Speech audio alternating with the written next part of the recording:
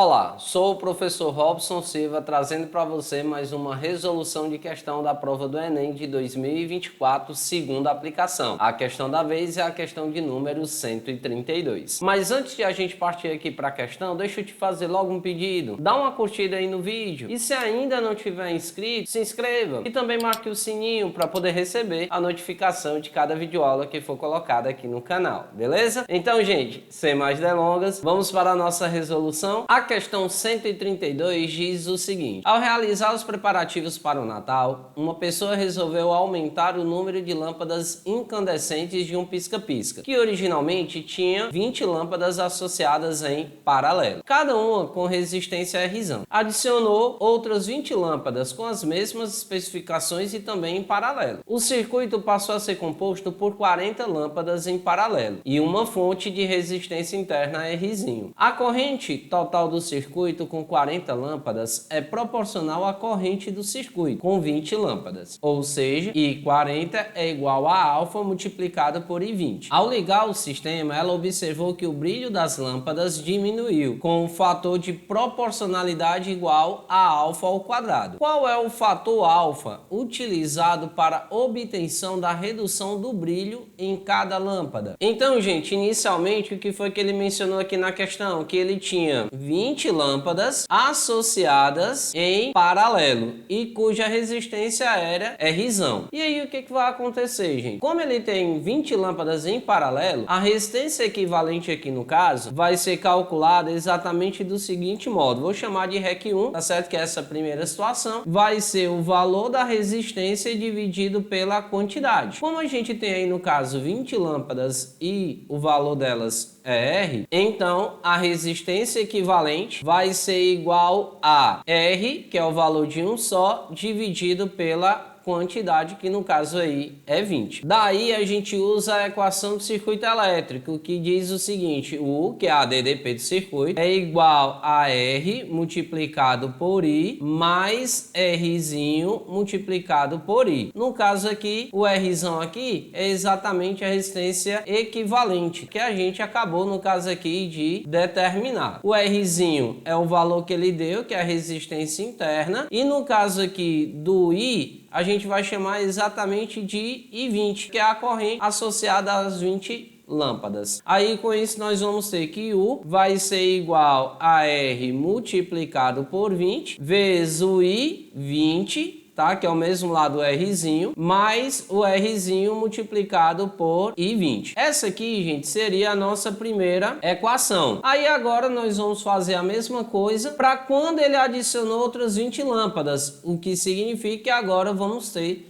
exatamente 40 lâmpadas em paralelo. Aí a resistência equivalente, fazendo a mesma situação, só que agora eu vou chamar de resistência equivalente 2, é o valor da resistência dividido pela quantidade. Aí no caso, a resistência equivalente 2 vai ser o valor de uma só, que é R, dividido pela quantidade, que no caso vale 40. Aí então aqui a gente conseguiu já achar a resistência equivalente. Aí vamos fazer a mesma coisa que a gente fez anteriormente, também usando a ideia da DDP. A DDP será a resistência multiplicado pela corrente, mais a resistência interna vezes a corrente. O U aqui no caso é o próprio U, que é a DDP de circuito. O R agora é R sobre 40, multiplicado por I40 mais o Rzinho multiplicado por I40. Aí, gente, podemos observar o seguinte, que essa aqui é a nossa segunda equação. E a gente teve a primeira, né, que foi da primeira situação lá no início do problema também, ó, que é essa aqui. Essa foi a primeira e essa aqui será a segunda. Então, o que acontece? Como a DDP é a mesma, significa dizer que as duas equações elas são originalmente iguais, não é verdade? Então, significa dizer que o R sobre 20 multiplicado por I20 mais Rzinho vezes o I20 será igual ao R sobre 40 vezes o I40 mais o Rzinho vezes o I40. Aí percebam, gente, que na questão ele falou o quê? Que o I40 é o alfa multiplicado por I20. Então, onde tiver I40, a gente vai substituir. E eu já vou colocar também aqui, ó, o I20 em evidência, porque no lugar aqui desse cara vai ficar o alfa multiplicado por I20 e aqui também vai ficar exatamente o alfa multiplicado por I20. Aí nós vamos ter, colocando I20 em evidência, vai ficar I20 em evidência de um lado multiplicado por R sobre 20 mais o Rzinho igual, do outro lado nós vamos ter, né, no caso aqui, I20 vezes R dividido por 40 mais o Rzinho. E tudo isso multiplicado por alfa, né? Porque o alfa também entra aqui como fator em evidência. Só que eu vou deixar lá no final, vocês vão entender o porquê, já já. Aí nós vamos cancelar então o I20 de um lado com o I20 do outro. E detalhe, o que a gente quer saber é exatamente quem é o fator alfa. E aí, como a gente quer saber o fator alfa, então tudo isso aqui que está multiplicando o alfa vai passar exatamente para o outro lado, dividindo. Por isso que eu deixei já o alfa lá no final. Aí o alfa vai ser exatamente igual a quem? Ao R sobre 20 mais o Rzinho, tudo isso dividido por R sobre 40 mais o Rzinho.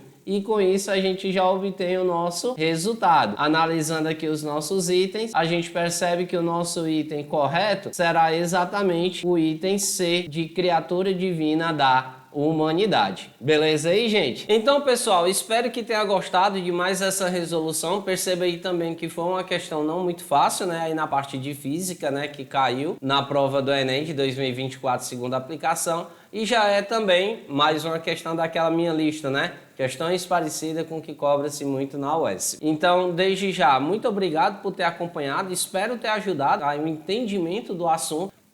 Beijo no coração e até a próxima videoaula, se Deus quiser. Tchau, tchau, gente. Fui!